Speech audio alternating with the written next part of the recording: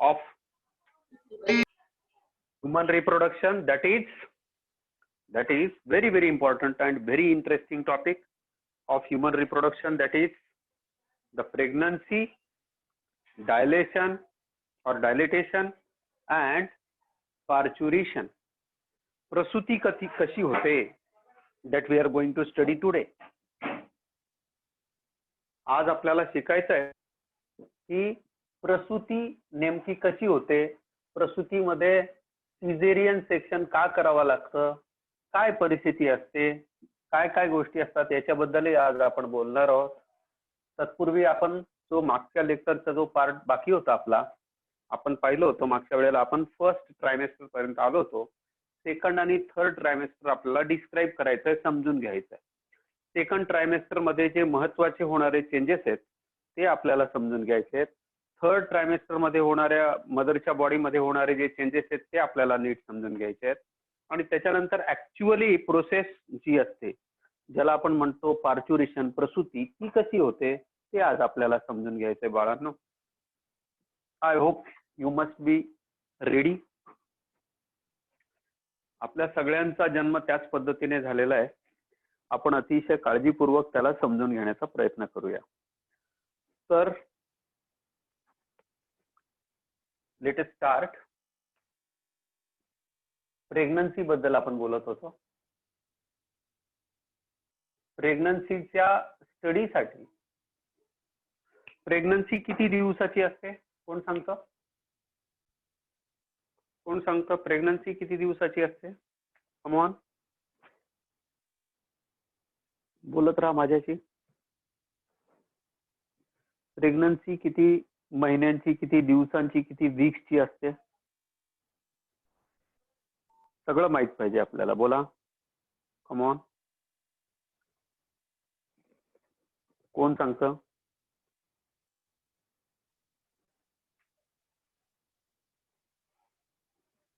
Come on, बोला. 9 months. 9 months. आणखी weeks मध्ये किती असते?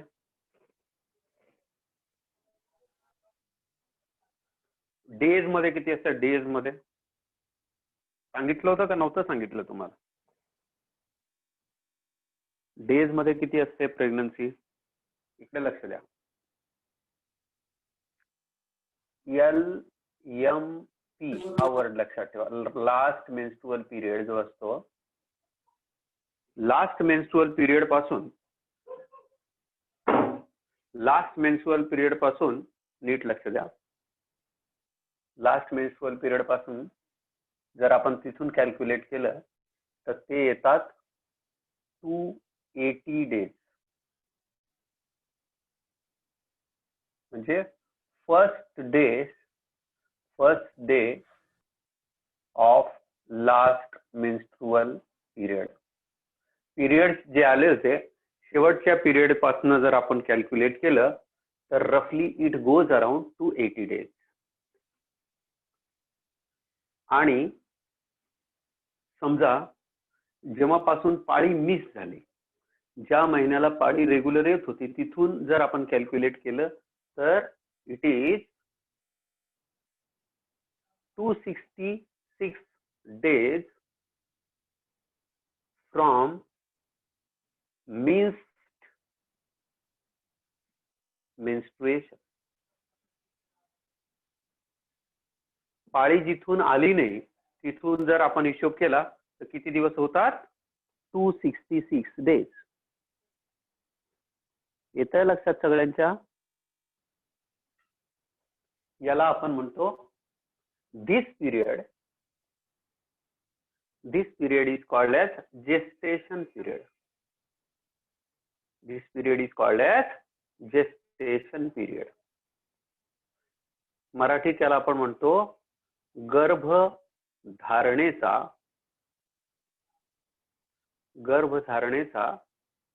कालावधी. त्याला आपण काय म्हणतो मराठीत? गर्भधारणेचा कालावधी, जेस्टेशन पिरियड. जेस्टेशन पिरियड वर क्वेश्चन आला तर आपल्याला फिक्स माहित पाहिजे किती दिवसाचा जेस्टेशन पिरियड असतो. येतंय लक्षात?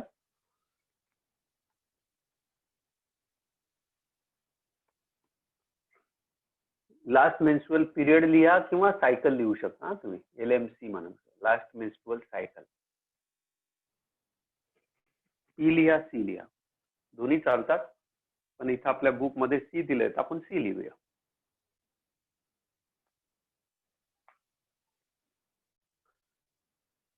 आता याला जर 7 दिवसांच्या आठवड्यांमध्ये कन्वर्ट केलं, आपण एका आठवड्याचे दिवस किती असतात? 7. तर 280 डिवायडेड बाय 7 किती होतील? 40. बरोबर आहे ना? किती होतील? 40. 40 वीक्सची प्रेग्नन्सी असते. प्रेग्नन्सी किती असते? 40 वीक्सची असते.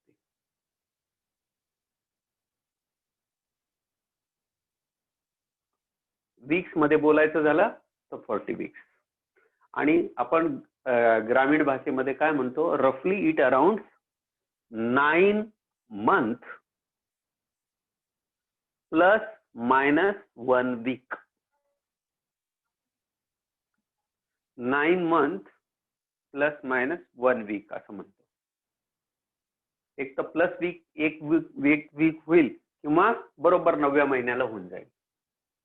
येतंय लक्षात? 3 9 27.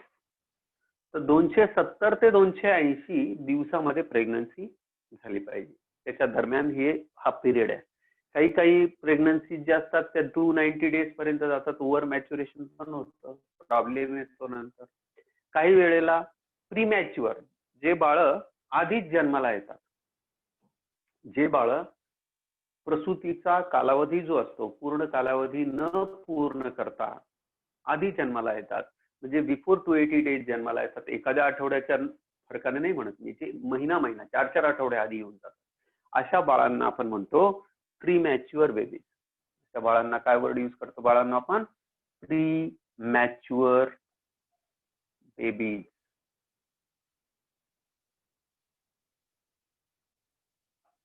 आणि हे जे प्रीमॅच्युअर बेबीज असतात यांना सांभाळणं खूप कठीण असतं. का कठीण असतं त्याचं कारण मी तुम्हाला ऑलरेडी सांगितलेलं आहे. जर कोणाला आठवत असेल तर सांगा. कोण सांगतं मला? प्रीमॅच्युअर बेबीज सांभाळणं कठीण असतं, आईसाठी पण डॉक्टरसाठी पण. सांगा बरं. Who is going to tell me the reason? Who is going to tell me the reason?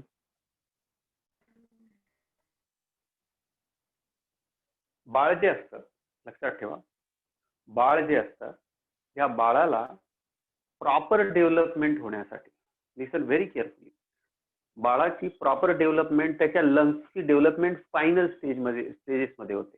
म्हणजे in the last trimester, last month जो असतो त्यावेळेला आपले लंग्स एवढे कपॅबल होतात, त्या बाळाचे, जन्माला येऊ घातलेल्या बाळाचे लंग्स एवढे प्रॉपर कपॅबल होतात लास्ट मंथ मध्ये.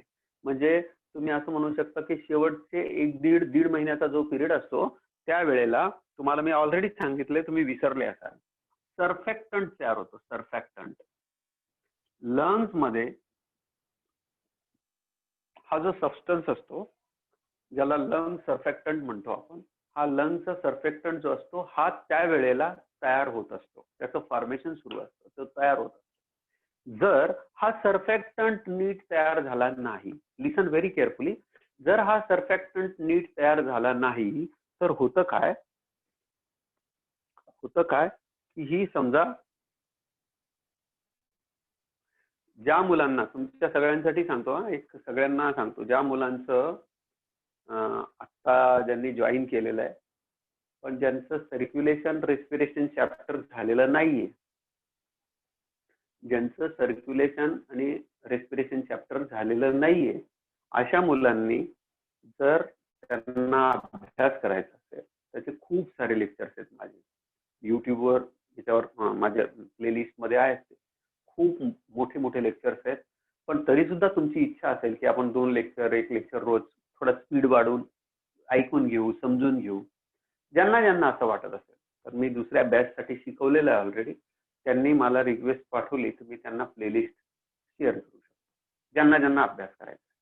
आणि ज्यांना असं वाटतं की आपलं झालेलं आहे, किंवा किंवा काही मुलांची अशी पण परिस्थिती आहे की काही ठराविक पार्ट रिवाईज करायचा बाकी आहे, तर त्यांच्यासाठी त्यांनी प्लेलिस्ट घ्या, काही प्रॉब्लेम नाही. बघा, जो जो पार्ट तुम्हाला असं वाटतोय की आपण हा बघितला पाहिजे, किंवा हा आपल्याला नीट समजलेला नाही होता आपल्याला ड्युरिंग लेक्चर, तर त्यांनी त्यांनी तो बघू शकता, काही प्रॉब्लेम नाही.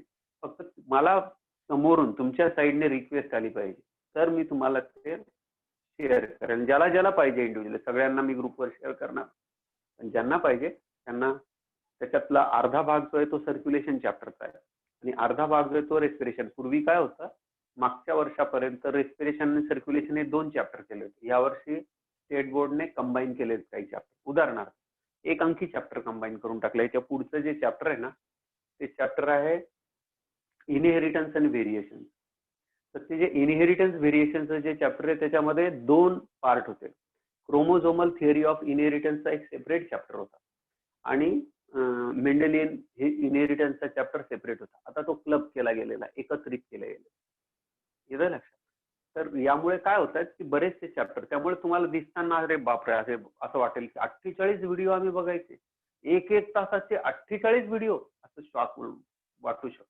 परंतु असं समजून ह्या अँगलने, ह्या पर्स्पेक्टिव्हने तुम्ही बघा त्यांना, किंवा त्याच्यातला काही पार्ट, की जो पार्ट तुम्हाला असं वाटतंय की आपण वाचतोय पण आपल्याला हे वाचून समजत नाही, आणि चॅप्टर मुळात वाचायला सुरुवात. सगळ्यांना मला हात जोडून विनंती करतोय सगळ्यांना, की सगळ्यांनी जेव्हा जेव्हा मी इथं शिकवत असतो ते चॅप्टर, मी काही एक्स्ट्रा इन्फॉर्मेशन पण देतो जे तुमच्या डे टू डे लाईफ मध्ये कामात येईल.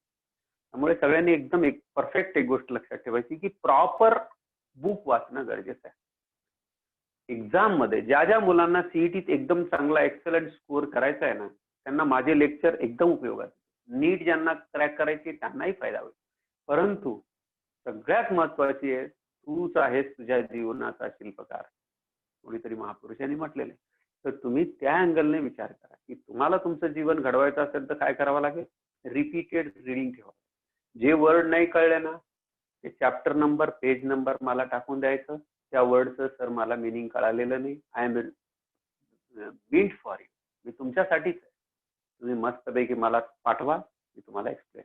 कुठलाही प्रॉब्लेम असला, एक्स वाय झेड कुठलाही प्रॉब्लेम असू द्या, घाबरायचं नाही. I am with you. फक्त मला काय पाहिजे, मला डेडिकेटेड स्टुडंट पाहिजे, मला मेहनत करणारे स्टुडंट पाहिजे. तुमचं भविष्य चांगल्या ठिकाणी, तुम्ही प्लेसमेंट झाली, चांगल्या ठिकाणी तुम्ही गेले, तुमचं जीवन बनलं, तुम्हाला त्याच्यापेक्षा वेगळा आनंद काय. हे बघा, फी सगळेच घेतात, काम सगळेच करतात, परंतु आपलं एक बॉन्डिंग आहे. ते बॉन्डिंग केव्हा मजबूत होईल, जर तुम्ही मी सांगितलेल्या प्रमाणे जर तुमचं जीवन घडवायला लागले तुम्ही, तर फार मोठा चेंज तुमच्या लाईफमध्ये येऊ शकतो. आणि हे जे सगळे, हा जो सगळा पिरियड चाललेला आहे, हा सगळा गोल्डन पिरियड चाललेला आहे तुमच्या लाईफ. मी आता ठरवलं, तुम्हाला असं वाटत असेल सर किती हुशार आहेत, सरांना अमकं येतं तमकं येतं, हे सांगता येतं ते सांगता येतं, असं शिकवतात तसं शिकवतात, कदाचित वर्णनही करत असेल, एखाद्या वेळेला टीकाही करत असेल, काय शिकवतो समजत नाही असंही म्हणतात. पण एक गोष्ट सांगतो, आता मी कितीही ठरवलं, कितीही मनस्ताप केला, कितीही वाईट वाटलं, तरी मी आता एमबीबीएस नाही होऊ शकत, एमडी नाही होऊ शकत. म्हणजे जे मला असं कधी कधी बघितल्यानंतर वाटतं की आपण हे करायला पाहिजे, थोडं मला कोणी मार्गदर्शन मिळालं असतं तर मी एमडी झालो असतो, अमकं करू शकलो असतो, आज माझं असं हॉस्पिटल राहिलं असतं, किंवा माझ्या मनजोगे मनाला असं वाटत होतं त्या शाखेत, त्या ब्रांचमध्ये जाऊ शकलो असतो.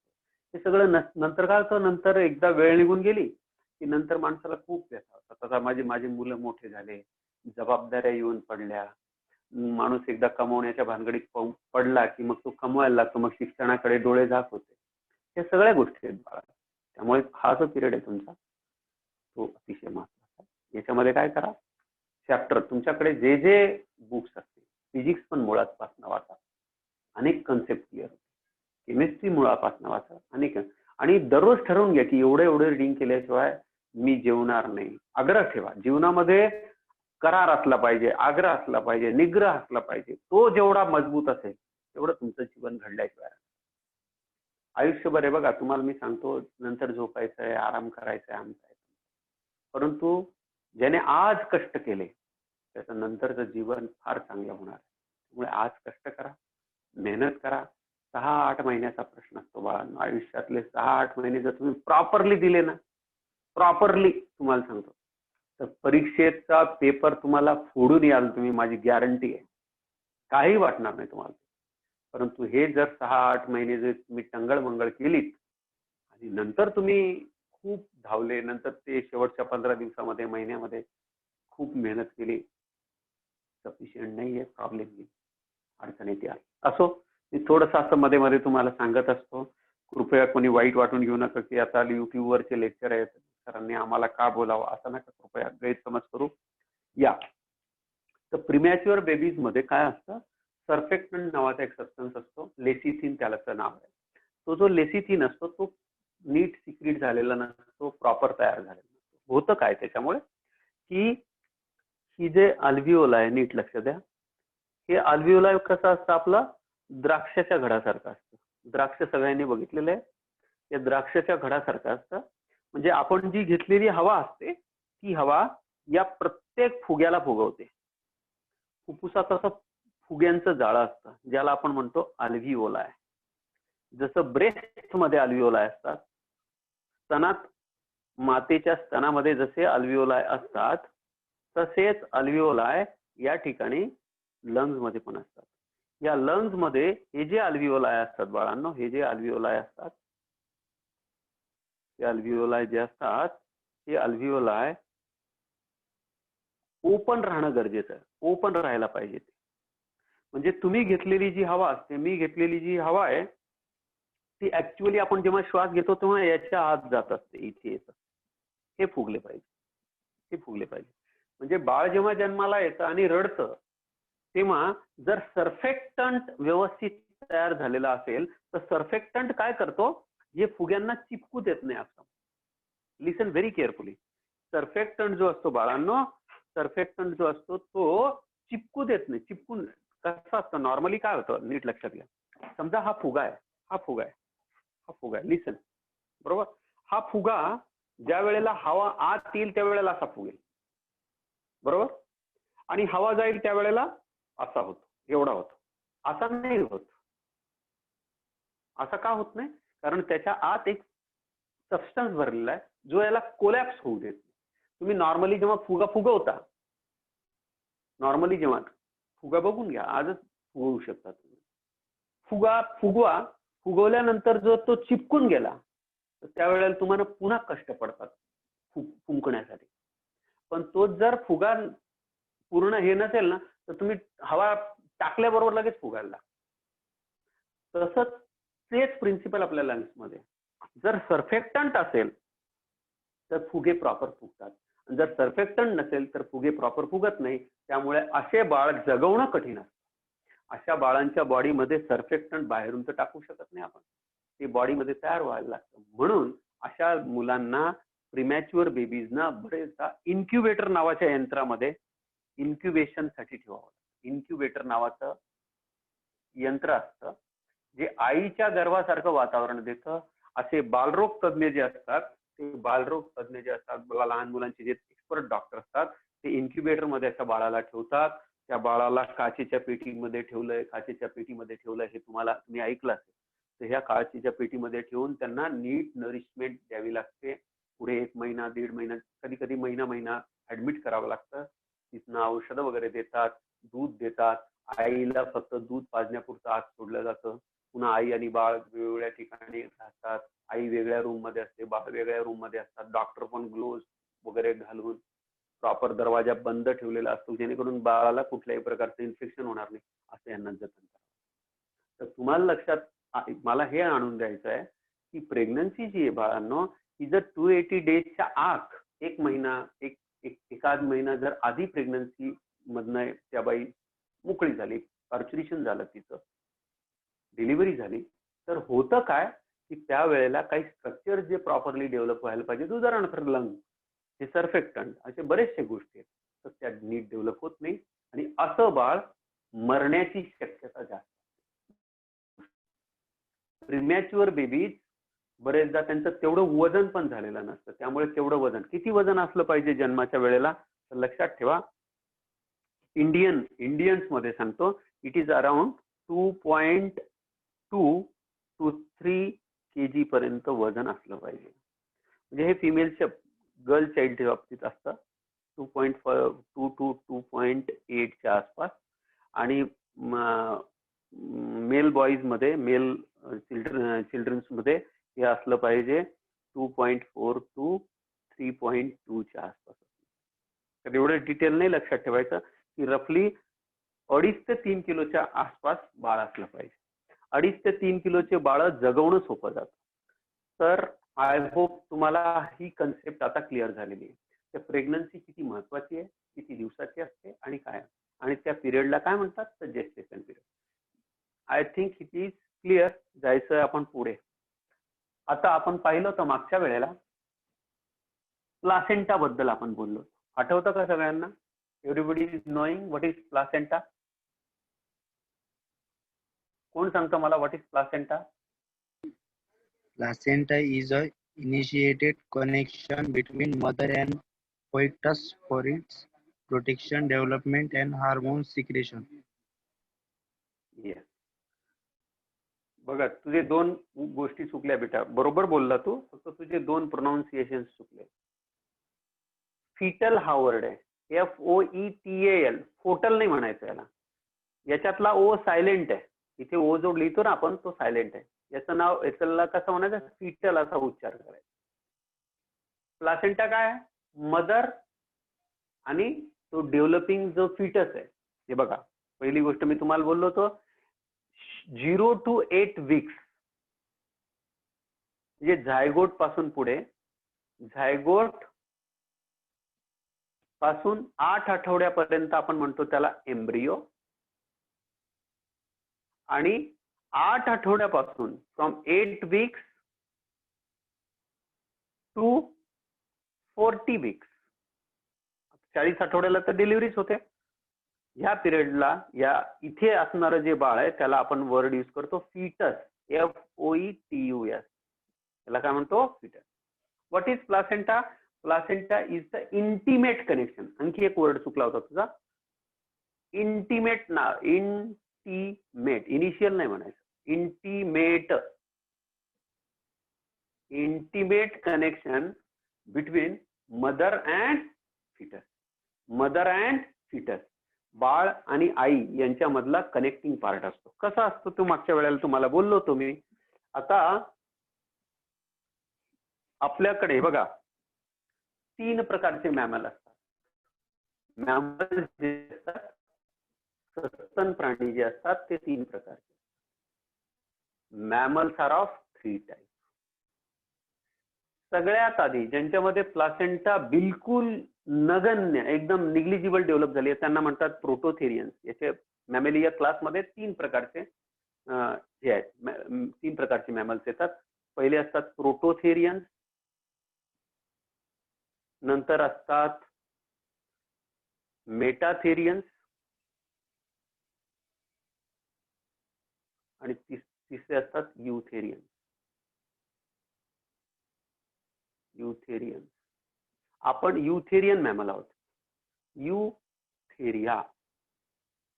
यू म्हणजे मॉडर्न, सगळ्यात चांगल्या पद्धतीची डेव्हलप प्लासेंटा आपल्यामध्ये पाहायला मिळते. Modern थेरिया means placenta. आता ही जी प्लासेंटा आहे बाळांनो, ती प्लासेंटा कशी असते नीट लक्ष द्या. ही जी प्लासेंटा असते, ती प्लासेंटा कशी असते नीट लक्ष द्या. समजा ही गर्भपिशवी आहे. या गर्भपिशवीमध्ये हा फंडसचा पार्ट असतो. हा फंडसचा पार्ट आहे. ही गर्भपिशवी आहे. ही गर्भपिशवी आहे. या ठिकाणी हे जे बाळ आहे, हे जनरली फंडसच्या तिथे अटॅच होतं. आता हे जे कनेक्शन आहे,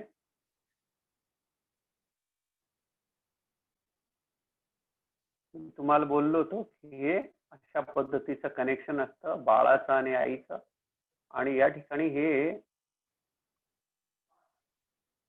इथे हे बाळ डेव्हलप होत असतं. हे समजा हे बाळाचं डोकं या ठिकाणी डेव्हलप होणार आहे.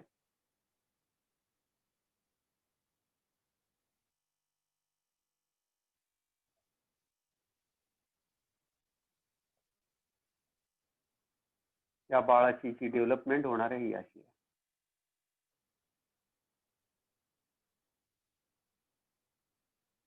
ठीक आहे. आता हे जे कनेक्शन आहे, हे जे कनेक्शन तुम्हाला इथे दिसतंय, या ठिकाणी सगळ्या ह्या ब्लड वेसल्स असतात. इथे खूप साऱ्या ब्लड वेसल्स असतात. या बाळाच्या ब्लड वेसल आणि इकून आईच्या ब्लड वेसल आलेल्या, इकून आईच्या ब्लड वेसल. या ज्या आईच्या ब्लड वेसल्स इथून आलेल्या असतात, या ब्लड वेसल्स मध्ये एक महत्वाची गोष्ट लक्षात ठेवायची. हे जे स्ट्रक्चर दिसतंय तुम्हाला, ज्याला आपण म्हणतो मराठीमध्ये नाळ, याला म्हणतात अंबिलिकल कॉर्ड. वर्ड असतो याच्यासाठी अंबिलिकल कॉर्ड. या अंबिलिकल कॉर्ड मध्ये 2 स्मॉल आर्टरीज असतात आणि 1 व्हेन असते. आणि हे जे कनेक्शन असतं, इथे हे जे स्ट्रक्चर, ही पिशवी सारखं जे स्ट्रक्चर तुम्हाला दिसतंय, ज्याच्यात हे बाळ वाढतंय, याला फीटल प्लासेंटा म्हणतात. Fetal placenta. प्लासेंटा काय आहे? It is a bag like structure filled with fluid. याच्यामध्ये फ्लुइड भरलेलं. या ज्या फ्लुइड मध्ये धक्का लागायला नको आपल्याला, कोणालाही, म्हणजे आपल्याला कुठल्याही प्रकारची, कधी कधी आई उठते, कधी कधी पोटावर धक्का लागतो, या सगळ्या गोष्टी जरी झाल्या तरी बाळाला त्याचा धक्का पोचता कामा नये. बाळाला त्याचा धक्का पोचता कामा नये किंवा बाळाला काही त्रास होऊ नये म्हणून हे बाळाच्या प्रोटेक्शनच्या साठी हे स्ट्रक्चरची व्यवस्था केली गेली. बाळ याच्यात वाढत असतं. हे कोरियॉन मेम्ब्रेन असतं ऍक्च्युअली. हे प्लासेंटा कोरियॉन असतं आणि याच्या आत बाळ वाढत असतं. हे जे कनेक्शन आहे याला अंबिलिकल कॉर्ड म्हणतो, ज्याला आपण नाळ म्हणत असतो. नंतर बाळ जेव्हा पूर्ण मोठं होतं तेव्हा बाळ जेव्हा बाहेर येतात ते ह्या नाळेसकट बाहेर येतात. ही पूर्ण पिशवी बाळांना, ही पूर्ण पिशवी, ही पूर्ण, आता बाळ जसं जसं डेव्हलप होईल, विचार करा की बाळाची पूर्ण डेव्हलप झाले, तर ही पूर्ण अशी पूर्ण बॅग लाईक पूर्ण स्ट्रक्चर, हे पूर्णच्या पूर्ण स्ट्रक्चर व्हजायनामधून बाहेर टाकलं जातं ड्युरिंग आफ्टर डिलिव्हरी. तर हे जे स्ट्रक्चर असतं, हे नीट स्ट्रक्चर लक्षात घ्या.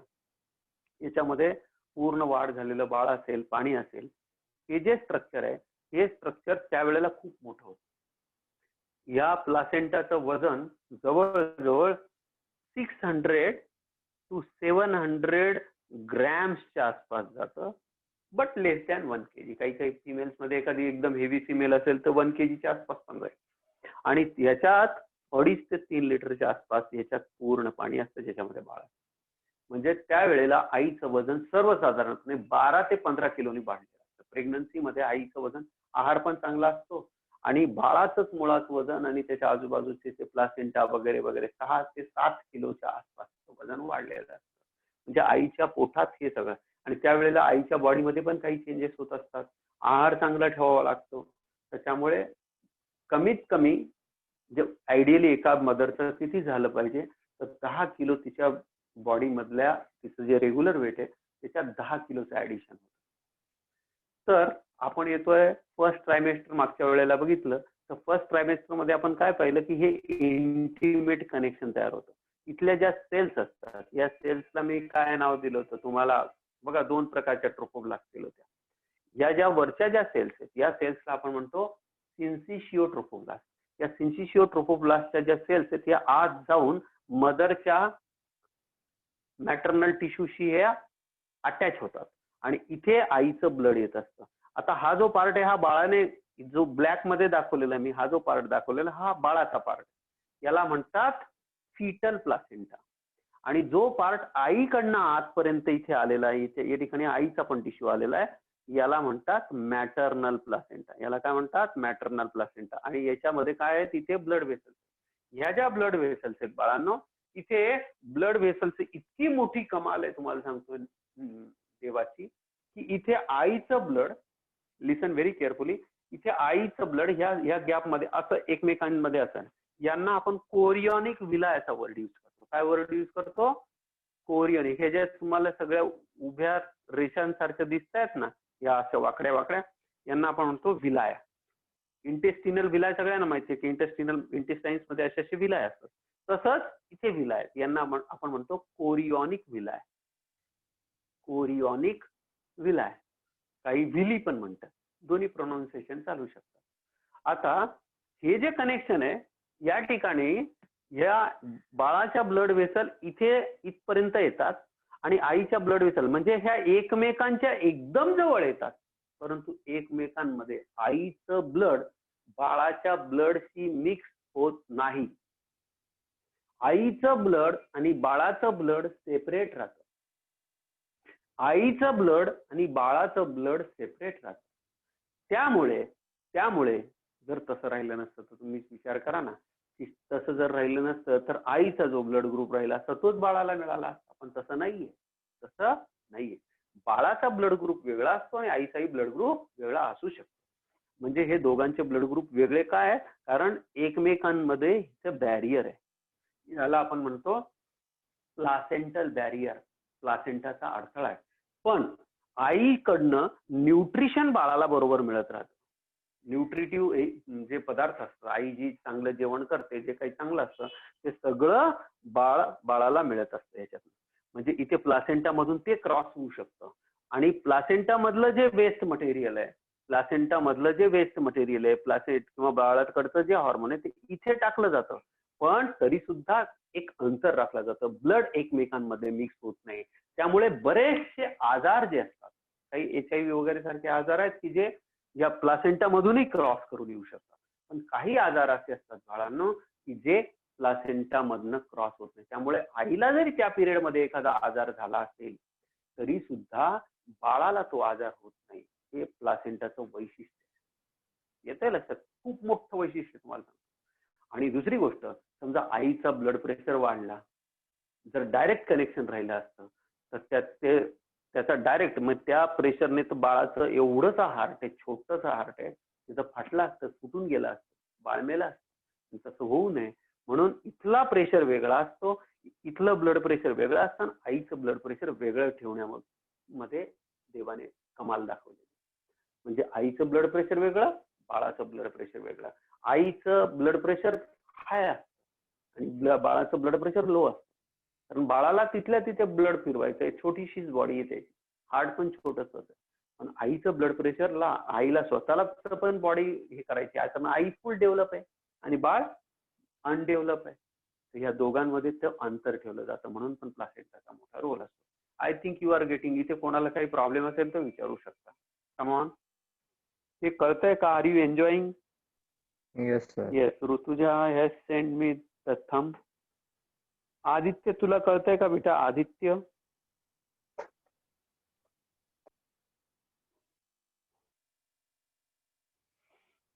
कम ऑन. हो Good. सर. Very good. आता हे झालं फर्स्ट ट्रायमेस्टर मध्ये होणारे जे चेंजेस होते ते आपण मागच्या वेळेला पाहिलं होते की मळमळतं, जेवणावरची इच्छा नसते, टेस्ट बडचे सगळे हे चेंज होऊन जातात, प्रेफरन्सेस चेंज होऊन जातात. आईला माती खावी, काही आईंना माती खावीशी वाटते, काहींना आंबट पदार्थ खावीशी वाटतात, काहींना तळलेले पदार्थ खावीशी वाटतात, काहींना काय निराळे मूड स्विंग होत असतो. तर तो सगळा इफेक्ट आपण पाहिला होता की प्रोजेस्टेरॉनचा असतो. आता आपण जे पुढचा जो पार्ट आपण शिकणार आहोत तो पार्ट अतिशय महत्वाचा आहे, दॅट इज सेकंड ट्रायमेस्टर. तर बऱ्याचशा गोष्टी आपण डिस्कस करतोय हळूहळू. तुम्हाला मागच्या वेळेला हे पण सांगितलं होतं की मोनोझायगोटिक ट्विन्स आणि डायझायगोटिक ट्विन्स कसे असतात, काय असतात, त्यांच्याबद्दलही आपण बोललो. आता हेडिंग देऊया second trimester. Second trimester fast लिहू. Second trimester. ट्रायमेस्टर शब्दाचा अर्थ होतो त्रैमासिक. ट्रायमेस्टरचा अर्थ होतो बेटा त्रैमासिक.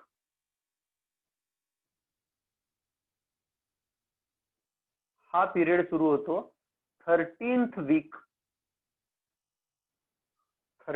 वीक पासून तर 26th वीक पर्यंत. 13th to 26th weak. ठीक आहे. यामध्ये सगळ्यात महत्वाच्या काही गोष्टी होतात. याच्यामध्ये सगळ्यात महत्वाची गोष्ट होते की याच्यामध्ये फीटसची ग्रोथ जी असते, fetal growth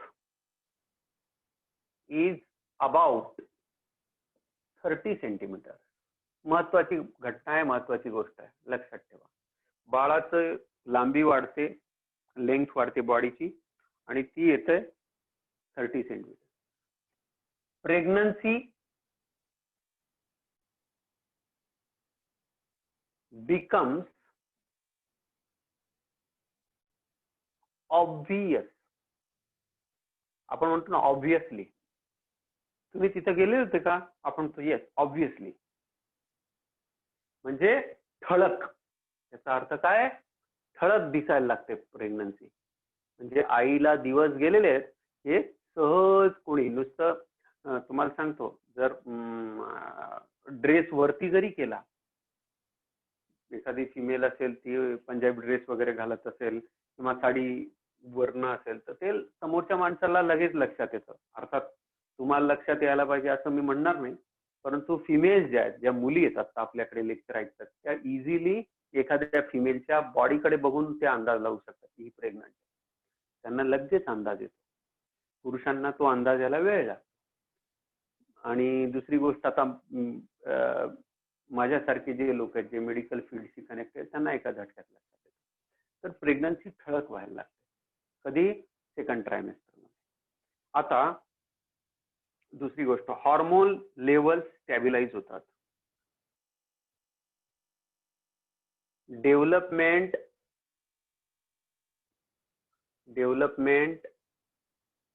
of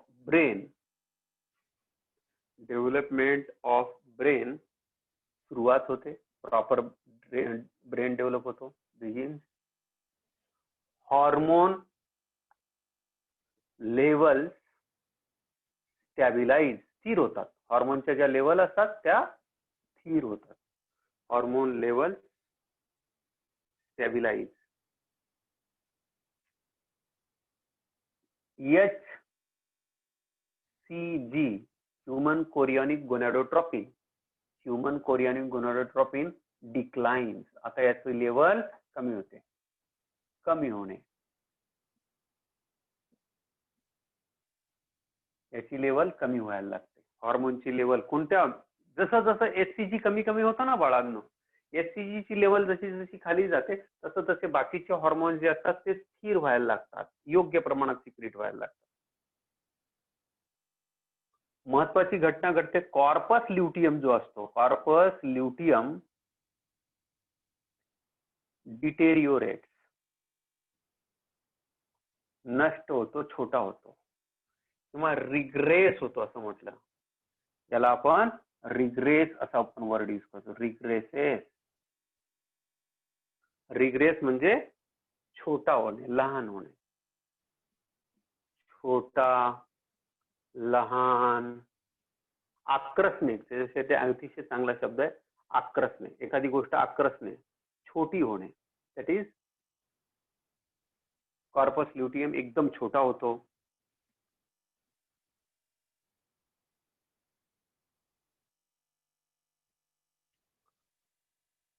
placenta completely, पूर्णपणे, placenta completely takes over the function of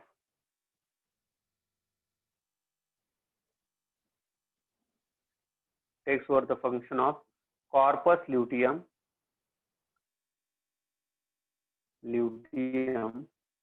corpus ल्युटियमचं काम काय होतं? Function of corpus luteum of production of, बोला कोण सांगतं? Hormones. Progesterone.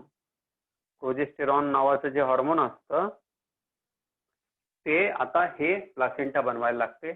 Production of progesterone and it maintains pregnancy maintain करण्याचं काम करतं. ज्या स्त्रियांमध्ये, लक्षात ठेवा, ज्या स्त्रियांमध्ये प्रोजेस्टेरॉनची लेवल खाली जाते अशा स्त्रियांमध्ये चांगला वाढता गर्भ सुद्धा खाली गळून पडतो. जसं झाडावरनं एखादं फळ गळून पडावं, फळ लागलेलं असतं. विचार करा, फर्टिलायझेशन झालं असेल, फ्रूट बनलं असेल आणि ते बनलेलं फ्रूट गळून पडतं. तर असंच इथं लागलेलं फळ म्हणजे बाळ गळून पडतं. तर असं होऊ शकतं. तर पण हे काय करतं इथं, मेंटेन्स प्रेग्नन्सी. प्रेग्नन्सीला मेंटेन करण्याची जबाबदारी असते. पुढे अतिशय महत्वाची चेंज, महत्वाचा होणारा change,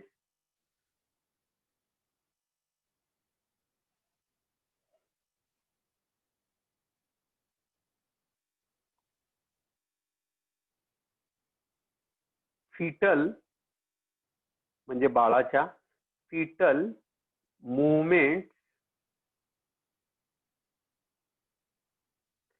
can be noticed by mother regularly. रोजच्या रोज ही हालचाल बाळाची कळायला लागते आईला.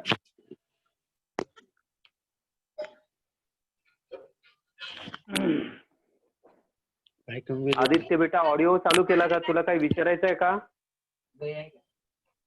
आदित्य, तुला काही विचारायचं आहे?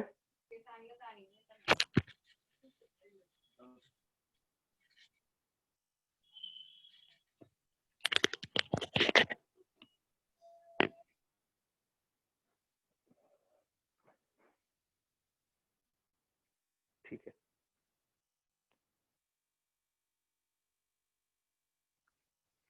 बाळामध्ये काय चेंज होतो, एक शेवटचा चेंज लिहू बस, मग झाला. आयब्रोज, आयलॅशेस, भुवया, पापण्या व्यवस्थित स्पष्ट दिसायला लागतात. कानाचे या पाळ्या, पिन्नी, appear distinct ठळक दिसतात. इन अल्ट्रासोनोग्राफी आपल्याला नाही दिसत, त्या सोनोग्राफी जो करतो त्याला दिसतात. इन अल्ट्रासोनोग्राफी मध्ये बाळाची पोझिशन काय आहे, बाळ कसं आहे, काय आहे, या सगळ्या गोष्टी. आणि इथे जे जन्माला येणारं बाळ आहे, त्या जन्माला येणाऱ्या बाळाच्या अर्धी वाढ झालेली असते. जन्माला येणारं जे बाळ असतं ते 60 ते 70 सेंटीमीटरचं असतं. किती सेंटीमीटरचं असतं? 60 ते 70 सेंटीमीटरचं बाळ असतं जन्माला येणारं बाळ. 50 ते 70 असा त्याचा वाईड रेंज आहे, कारण निराळे लोक, एखादी बाई बुटकीच असेल, नवरा बायको दोन्ही बुटकी आहेत, कारण आपण इनहेरिटेशन चॅप्टर पुढे शिकू तेव्हा कळेल की आई पण बुटकी आहे आणि बाबा पण त्याचे बुटके आहेत. तर अशा यांना तुम्ही कसं एक्सपेक्ट करणार की ते 70 सेंटीमीटर असतं, पण ते 50 ते 70च्या रेंजमध्ये असतं. ही गोष्ट लक्षात ठेवा. तर आय होप तुम्हाला हा पार्ट आता क्लिअर झाला असेल. हाफ लेंथ असते जवळजवळ बाळाची. आता पुढचं लिहू, थर्ड ट्रायमेस्टर, तिसरं त्रैमासिक. थर्ड ट्रायमेस्टर काय काय चेंजेस होतात ते बघूया.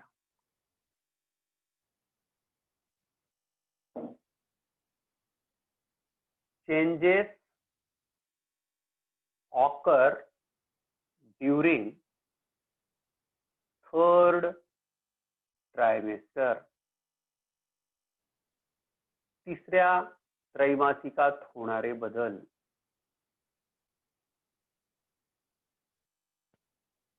हे किती ते किती असतं? 27th week to parturition. नीट प्रोनाउन्स करा, नीट लिहा. पार्चुरिशनचा अर्थ होतो पार्चुरिशनचा अर्थ होतो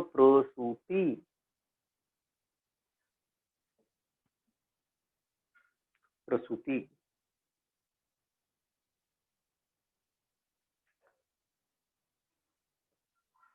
weight of fetus increase up to 3 to 4 kg book मध्ये दिलेलं आहे. एवढं बाळ होत नाही. जनरली फार कमी बाळ 3 ते 4 किलोचे असतात. तिथं आपण ऍव्हरेज लिहू शकतो 3 kg, less than 3 kg, more than 2 kg, 2 पेक्षा जास्त आणि 3 पेक्षा कमी, अशी परिस्थिती आहे. पुढे eyes are open, eyes are open, डोळे उघडे असतात. बाळ उघडे ठेवतं डोळे आता. eyes are open, length is about 50 centimeters. Third trimester लागलं की बाळाची लांबी 50 सेंटीमीटरच्या आसपास जाते, प्लस मायनस आणखी वाढत जाते.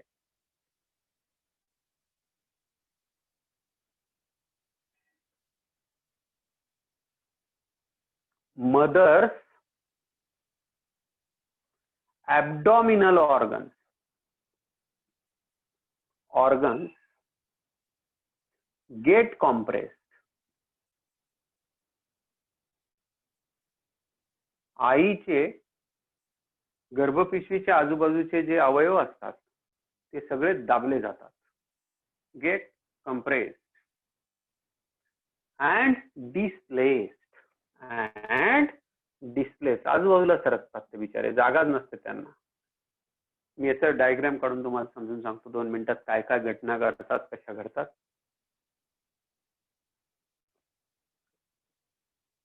There can be digestive blockages. आईचं पोट भरल्यासारखं वाटतं, कधी कधी आतडीला पीळ पडतो, ब्लॉकेजेस. त्यामुळे आपल्याकडे सांगितलं जातं की सारखी सारखी व्यवस्थित हालचाल करा. Strain in back muscle.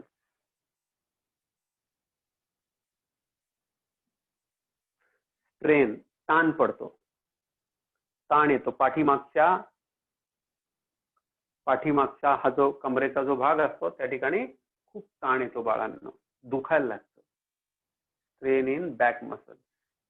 तुम्हाला सांगतो आईची जी स्टोरी आहे फार खतरनाक आहे. तुम्हाला सांगतो, तुमच्यापैकी किती मुलं आपापल्या आईची सेवा करतात मला माहित नाही, परंतु प्रत्येकाने आपल्या आईबद्दल कृतज्ञ राहायला पाहिजे आणि तिने घेतलेल्या त्रासाचं कुठे ना कुठे उतराई होण्याचा प्रयत्न केला पाहिजे. गंमत अशी आहे की आईने इतका त्रास घेतलेला आहे. तुम्हीच विचार करा, आपल्याला एखाद्याचं फिटल मॅटर, एखाद्याची शी सू आवरणं किती कठीण काम. आज आपल्याला जर सांगितलं, कमीत कमी एवढं तर करू शकता ना तुम्ही, ते मुलं आहेत मुली आहेत सगळ्यांसाठी सांग, वरचे कपडे ठीक आहेत, हे वरचे कपडे ठीक आहेत, पण इनर वियर्स जे असतात, अंडरवियर्स जे असतात, जे आमच्या जेनायटसच्या कॉन्टॅक्ट मध्ये असतात, आमच्या एक्सक्रिटरी ऑर्गन्सच्या किंवा डिफिकेटिंग ऑर्गन्सच्या, ॲनसच्या, ह्याच्या सगळ्या कॉन्टॅक्ट मध्ये असतात. बऱ्याचशा घरांमध्ये आई तुमचे कपडे धुत असते, तर त्यावेळेला तुम्ही लक्षात ठेवायचं, कमीत कमी एवढं तर आपण केलं पाहिजे की आपण आपले इनर वियर्स जे असतात ते स्वतः धुवून टाकावे.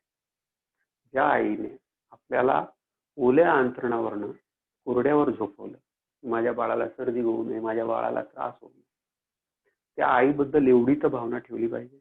स्वतःचं ताट, मी असं नाही म्हणत की अख्ख्या घरभराची भांडे तुम्ही साफ करा, असलं जमत असेल फालतू टाइमपास करण्यापेक्षा तर अतिउत्तम आहे, परंतु कमीत कमी एवढं तर करू शकता की मी माझं जेवणाचं ताट, माझा ग्लास, माझ्या वाट्या, ते काही मला आहे.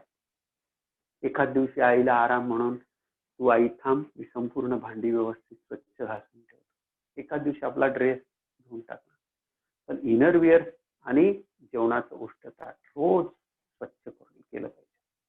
कृतज्ञता आहे बेटा. इतका त्रास लागतो प्रेग्नन्सी म्हणजे त्या महिलेसाठी, त्या स्त्रीसाठी पूर्ण कंटिन्युअस. तुम्हीच जस्ट इमॅजिन करा की एक 4-5 किलोचा दगड घ्या आणि पोटाला बांधून उठ बस करून दाखवा.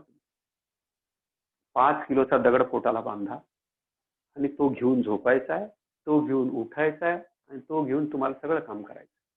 इमॅजिन करून बघा, तुम्हाला तेव्हा कदर कळेल आईची. एवढा त्रास असतो.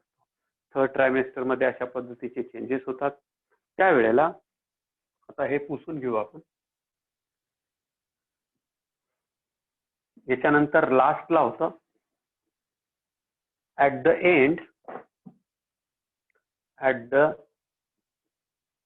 End fetus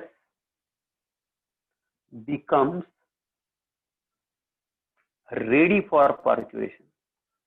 Ready for parturition.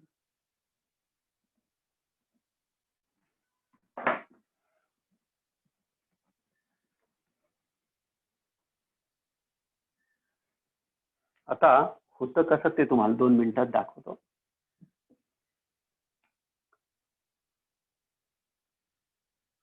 ही आई आहे समजा.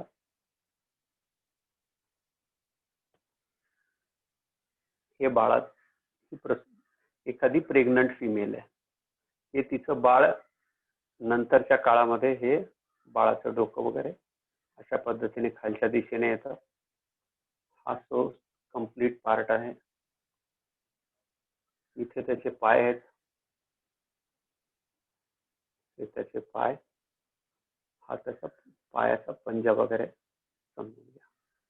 आता तुम्ही विचार करा, या ठिकाणी हे कमरेचे बोन, या ठिकाणी हे बोन, हा जो पार्ट आहे हा बोनचा पार्ट, आणि इथे हा एक पार्ट, इथे असा बोनचा पार्ट असतो. आणि कसं दाखवू, इथे या ठिकाणी जे लार्ज इंटेस्टाईन आहे बाळांना, हे जे लार्ज इंटेस्टाईन आहे, हे लार्ज इंटेस्टाईन आहे. या लार्ज इंटेस्टाईनवर याच्यावर कम्प्लीट प्रेशर येतो हा बाळाचा असा. इथे या ठिकाणी स्मॉल इंटेस्टाईन्स आहेत इथे आईचे.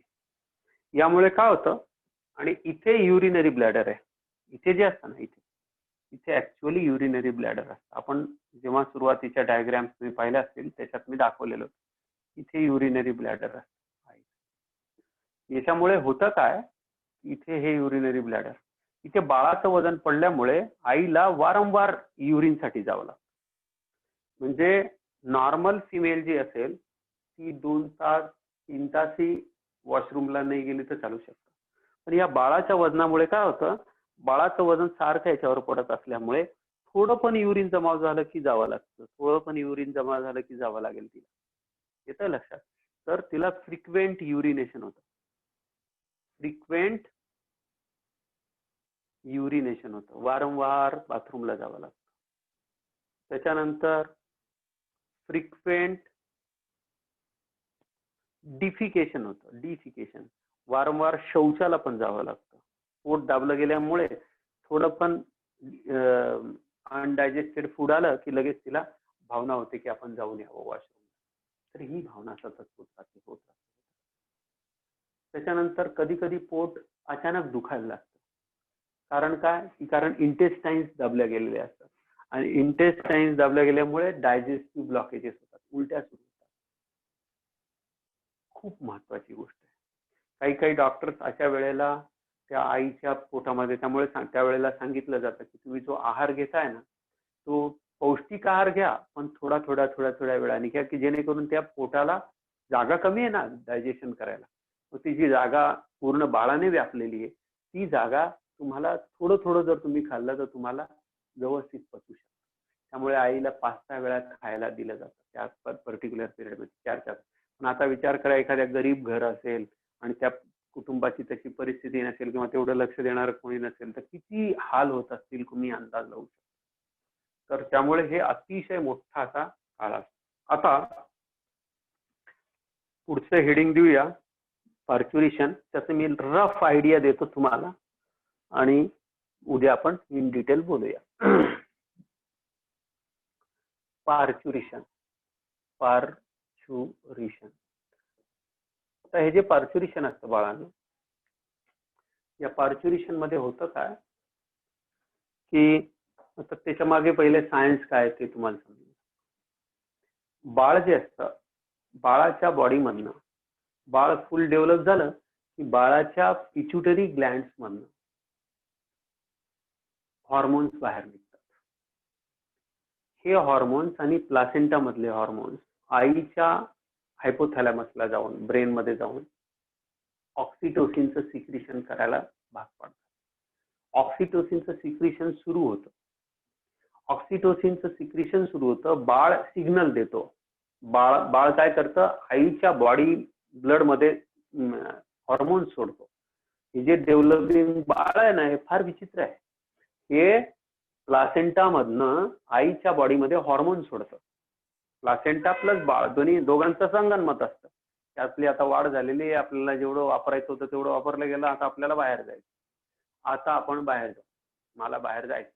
मग बाळ काय करेल, बाळ हॉर्मोन सोडेल. हॉर्मोन कुठे जाईल, आईच्या ब्लड मधून ब्रेनकडे. ब्रेन मध्ये कुठे जाईल, हायपोथॅलॅमस मध्ये. आणि हायपोथॅलॅमस मध्ये गेल्यानंतर हायपोथॅलॅमस त्यावेळेला मेसेज देतो आणि हायपोथॅलॅमस मधून आपल्याला माहिती आहे पोस्टिरियर पिट्युटरी मधून डायरेक्ट ऑक्सिटोसिन तयार होतं. ते ऑक्सिटोसिन ब्लड मध्ये येतं. हे ऑक्सिटोसिन असा एक हॉर्मोन आहे बाळांनो. आता लास्ट जो ट्रायमेस्टर असतो त्यावेळेला रिलॅक्सिन नावाचं पण एक हॉर्मोन असतं, जे आईच्या कमरेचा भाग जो असतो तो थोडं लूज करतं, ढिलं करतं, जेणेकरून पूर्ण बॉडी जे बाळाचं डोकं खाली येऊ शकते. आणि त्याच वेळेला हे जे असतं ऑक्सिटोसिन जे असतं ते आईच्या युटेरस मध्ये युटेराईन कॉन्ट्रॅक्शन तयार करतं. म्हणजे युटेरस जे असतं, आता जे मगाशी युटेरस तुम्हाला दाखवलं होतं ना, असं मोठं युटेरस समजा, हे युटेरस आहे. आता पूर्ण बाळ वाढलेलं आहे. हे जे युटेरस आहे, या युटेरस मध्ये हे बाळाचं जे डोकं आहे, हे बाळाचं डोकं जे आहे, समजा हे बाळ आहे, तर इथून अशा वेव्हज येतात कॉन्ट्रॅक्शनच्या, अशा खालच्या दिशेने अशा वेव्हज येतात आणि कळा येतात. यालाच म्हणतात कळा येणं. आणि ह्या ज्या कळा येतात, या कळा जसं कळा येतात तसं बाळ पुढे सरकवलं जातं. जशा कळा येतात तसं बाळ पुढे सरकवलं जातं. आणि हा जो पार्ट असतो, हा कळा आल्यामुळे ह्या भागामध्ये इथे डायलेशन होतं. म्हणजे हा भाग जो असतो ना, हा वाईड केला जातो, पसरवला जातो. आणि तसं बाळ पुढे सरकवलं जातं. तसं बाळ पुढे सरकवलं जातं. येतंय लक्षात? म्हणजे इकडे वरून कळा. आणि कळांचं शास्त्र असं आहे, ऑक्सिटोसिन असं आहे की जेवढ्या पहिली जी कळ असेल ना, तर ह्या मसल्स मधनं, या मसल्सचा जेवढं कळा जास्त तेवढं नवीन ऑक्सिटोसिन नवीन येतं. म्हणजे कळा जास्तीत जास्त वाढत जातात. प्रत्येक ह्याच्याने कळा वाढत जातात. आणि तो जो बर्थ कॅनॉल जे असते, जन्माचा जो रस्ता तो असा मोठा केला जातो. आणि बाळाला पुश केलं जातं खालच्या दिशेने, ढकललं जातं. डॉक्टरचं आणि ज्या नर्सेस असतात, दाई असतात, त्यांचं काम काय असतं, ते फक्त बाळाचं डोकं अडकण्याच्या वेळेला हातात ग्लोव्ज वगैरे घातले पाहिजे त्यांनी, आणि घातलेले पण असतात. ते जे ग्लोव्ज असतात ते फक्त जागा करतात की जेणेकरून बाळाला ओढून घेता येईल, एवढंच करतात. कधी कधी आईच्या बॉडीमधनं एवढ्या ऑक्सिटोसिन एवढं जोरात येत असतं, एवढ्या जोरात कळा असतात की ते तिला गरजच पडत नाही कुणाची, स्वतःहून ते बाळ बाहेर फेकलं जातं. इतक्या जोरात कॉन्ट्रॅक्शन येतात. आणि ते एकदा बाळ बाहेर आलं, ज्या वेळेला हे कॉन्ट्रॅक्शन सुरू होतात ना, त्यावेळेला एक घटना सांगायची राहिली की ही जी पिशवी असते, जी आपण प्लासेंटा म्हणत होतो, जी प्लासेंटा असते, ती प्लासेंटा पहिल्यांदा रप्चर होते, फुटते. आणि याच्यातनं हे जे फ्लुइड होतं, ज्याच्यामध्ये बाळ तरंगत होतं, ते फ्लुइड बाहेर येतं पहिल्यांदा. त्यामुळे हा पूर्ण भाग जो असतो ना, तो ओला होतो, लुब्रिकेट होतो, नरम होतो. आणि त्यामुळे बाळ बाहेर यायला सोपं. म्हणजे जसं लिकिंग सुरू झालं की फिमेल्सला लक्षात येतं की आता माझी प्रसूती बहुतेक होऊन जाईल. आणि हा प्रसूतीचा जो काळ असतो, हा सर्वसाधारणतः कधी 12 तासात ते म्हणजे 6 तासापासून तर 24 तासापर्यंत, कधी त्याच्यापेक्षा जास्तही लेट होऊ शकतो. 6 ते 24 तासामध्ये पार्च्युरेशन जनरली होत असतं. आणि एकदा हे संपूर्ण बाळ, त्याच्यानंतर मॅटर्नल प्लासेंटा, आईची प्लासेंटा आणि फिटल प्लासेंटा, हे दोन्हीच्या दोन्ही पूर्ण एंडोमेट्रियम सकट हे सगळं बाहेर टाकलं जातं. त्यामुळे ब्लिडिंग होत असतं बाळा. आणि ते ब्लिडिंग वगैरे जेव्हा होतं, ते ब्लिडिंग आपोआप स्टॉप केलं जातं.